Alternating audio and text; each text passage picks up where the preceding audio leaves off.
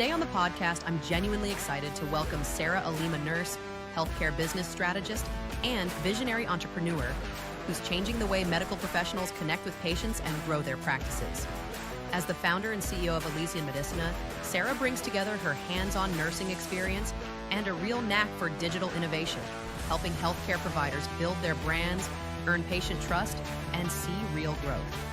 Sara's passion for empowering nurses, healthcare workers, and immigrants to discover new pathways to success truly shines in everything she does. She's been recognized as one of America's top nurses and featured in Today's Nurse, a testament to her impact and dedication. Get ready for a friendly, inspiring conversation about how bridging clinical care and digital strategy can make a real difference in healthcare and why authentic branding matters now more than ever. Welcome back to Uncharted Narratives. If you're just joining us, we're continuing our second part conversation. Now let's continue our journey and uncover more remarkable stories and insights. Based on your story, you have 23, you shorted for 3, and then you go with 1. That doesn't mean you just because you like it, not because you have the skill set, because you do a SWOT analysis and PNL, and you discover this. So tell me more about that and how you can advise the nurses or anyone looking to get into entrepreneur space. So one of the things that you could do if you're looking into entrepreneurship, but you don't want to listen to the too much noise in the industry, and you also want to stay true to yourself. This is true for me. When I started business, there was so much, you can do this as a business, you can do this as a business, you can do this as a business. My whole Facebook feed was filled with so much noise. In the end, what helped me the most to shortlist is talking to my coworkers and asking them, or talking to my bosses. Make a good report with your immediate people, like your patients and that helped me a lot. Making good report with the patient, nurses, and my own bosses. So I would ask them for feedback. And some of the things, when you keep a trend that, like even in my Daisy Award, there was a few things that kept on coming as a statement. She has a great sense of humor and she's very good at explaining things. So they are putting it in writing. They're telling you that this is what you have told them.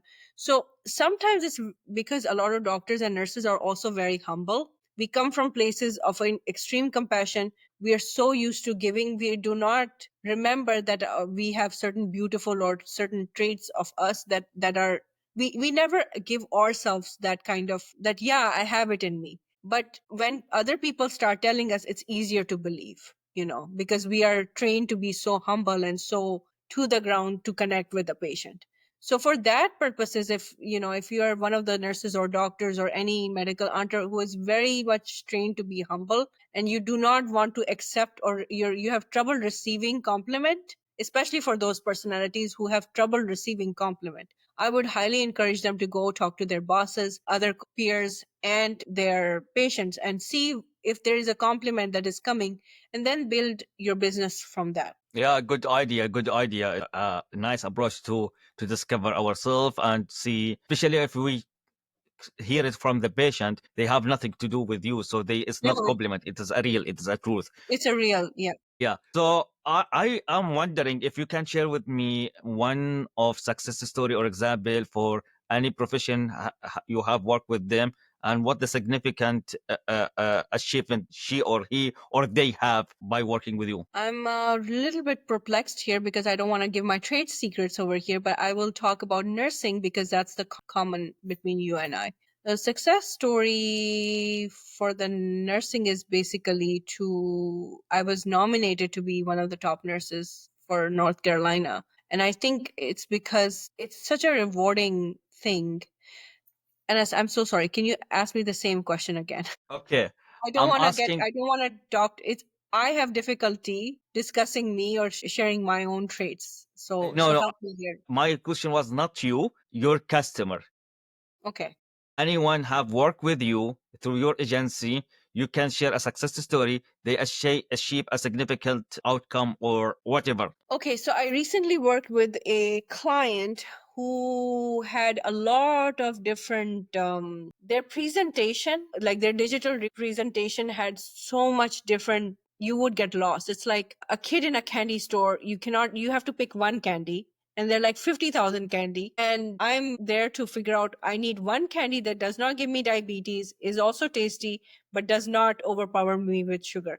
And all candies look good. So basically, I had to use an approach where the better the assessment, the better. So now her branding, we did not, she already had everything branded. So first of all, because of her tight budget, we had to work very creatively to do only the very important pieces of her branding. We didn't want to do the whole thing. We did not want to revamp.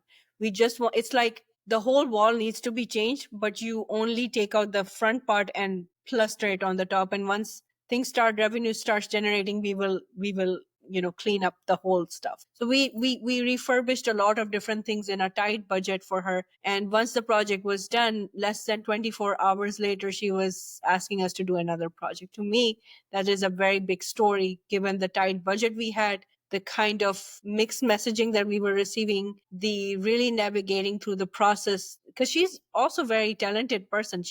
She has done multiple things. She's an author, she's a speaker, she's done so many different things. I'm happy to hear that. So that means you have recurring customer working with you. Yep. Yeah, sounds good. It's a success story in transit, you can say it. MashaAllah, MashaAllah. طيب, one of the things I want to learn from, what is the biggest challenge you face working with the healthcare profession? Working with the healthcare profession, I do not know if I want to say it because it's something that recently happened. I was approached by a few nurses, and I'm answering this question from a place of responsibility, not from a place of entrepreneurship. I can answer it and advertise my own company over here, but not. I do think that we need to be stronger as a medical community. And when I say medical community, the nurses should support the doctors should support the nurses. This is something that I feel the challenge is that there's definitely hierarchy in this medical system, even if you are in the entrepreneur side. I think that I'm seeing a lot of stories from the nurses where they say that just because they were either a female or they were entrepreneurs as a female, they were doubted more often. So I am giving this as a public message. Just because we are nurses and just because we are females, do not underestimate us. At least give us the chance to talk to you first and then make an assessment. Don't just pre-assume that we are incapable of doing something creative. A lot of them have become millionaires and they're making good money in their sleep because they have good business acumen. So understand the material. If you don't like it, then, kind of give feedback based off of merit. But don't come with a preconceived notion that just because this is a business owned by a nurse or owned by a female, do not give them business. Wonderful. One of the things I would like to get more in the listener, what is the valuable lesson you have learned during your journey as an entrepreneur? Can you say it again, please? Yeah, one of the things I want to touch base to understand the listeners you have learned through your journey as an entrepreneur. It's not easy. It looks easy. Last year, I took courses on marketing. And even though it's one of the best agencies right now that I took courses in, I learned more as a hands-on. I didn't learn anything. I mean, I learned a lot from the courses too. I mean, they gave me a little bit of stuff. But I mean, these courses people are selling for like 15K, 20, it's just, I wish I had done a little bit more research. When I gave money to the agencies that teach all those things, if people are really interested, I highly recommend that they should come and talk to me, because I now know how to get the same thing at a cheaper price. Yes, you should study. If you want to excel at something, you should absolutely invest and study. But if the price is not right, do not pay for it. They say that you'll have extreme return on investment, and this is the no. You have to put a lot of work. So if they're saying that you'll get return of investment, yes, you will get return on investment, but you will have to really kick your ass, not sleep for at least 6 months. Then you can achieve it. So unrealistic expectation. If you're considering this as a profession, going into marketing agency, do not buy a course unless you consult me. I will help you with that free of charge. Do not make the same mistake of giving heavy money to agency. There are other cheaper ways to learn the same material. I will guide you. I will help you. So now you give offer and you give them advice. What other advice do you want to give them for any nurses or healthcare profession they want to step out or build their side hustle, but not necessarily in the marketing? What is your advice? Anas, I think you're the leader here. If I keep on giving all the advices, I'm not gonna leave anything for you. Actually, I realize after I kick off this podcast, every time I learn from the guest, and every time I thought when I bring those guests, I know them, I prepared, so I know what to ask them. But surprisingly, every time they added value for me, like all the audience. So this question will learn me also as an Anas how you see it from your perspective, because you came from different background, you came from different experience, and as you mentioned, everyone is unique. So I would like to listen for you, your uniqueness. I'm happy also to share my feedback after you. Okay. So you want to let me remember what the question was. The question was, The what is your question, advice? what is your advice for anyone in the healthcare profession they consider moving to entrepreneur or build their side hustle? So if you want to give them one advice, what this advice? Find a mentor. Find a mentor. Don't go into agency, find a mentor. Learn, connect with somebody who has done it, observe them, and then start taking courses. Don't take the course and then do mentorship.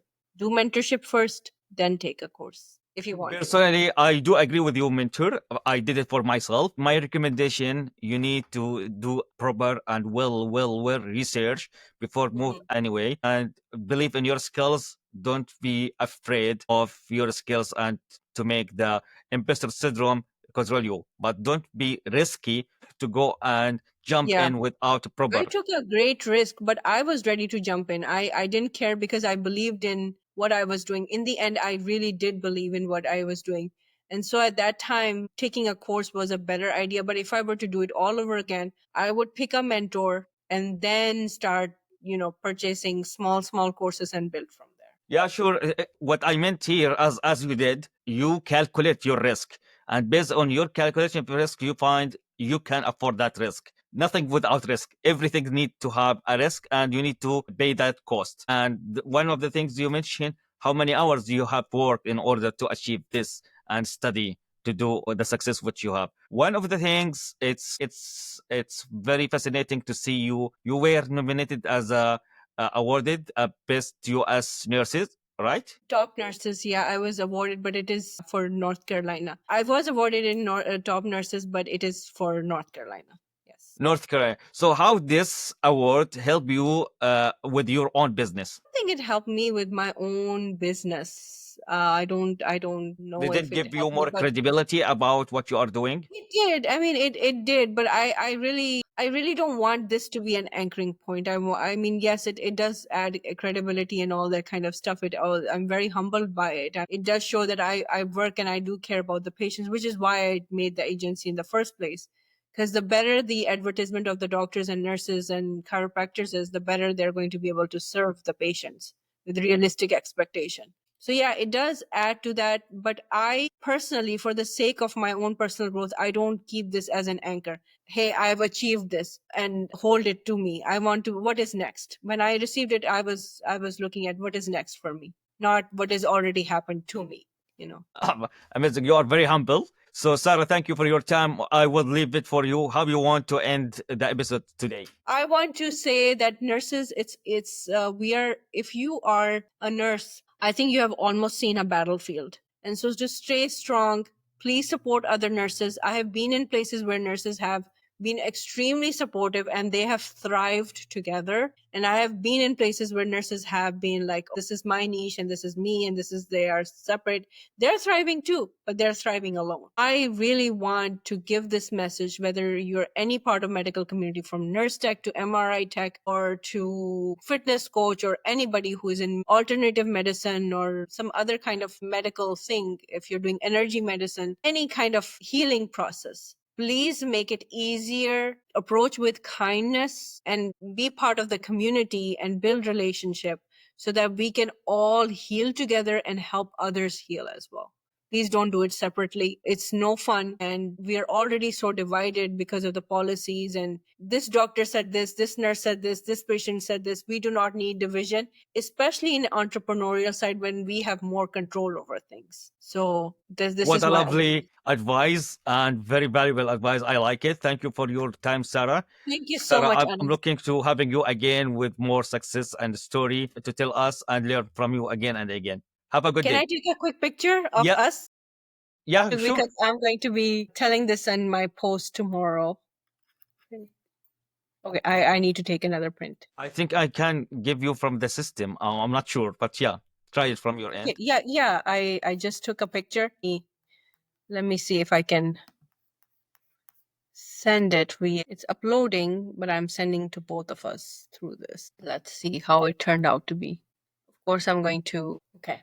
All right. It looks good to me. Great. We're kind So of smiley. All right. We're all set, and I look forward. Thank you. If this episode sparked something in you, here's how you can keep our mission alive. Subscribe to Uncharted Narratives Certiat. Leave us a 5-star review. It helps more amazing people discover our stories. Share an episode that moved you with a colleague or friend. Connect with me on LinkedIn and join our healthcare innovation community. Together, we're not just telling stories. Until next time, stay curious, stay passionate, and keep pushing the boundaries of what's possible in healthcare. See you in the next episode of Uncharted Narratives Certiat.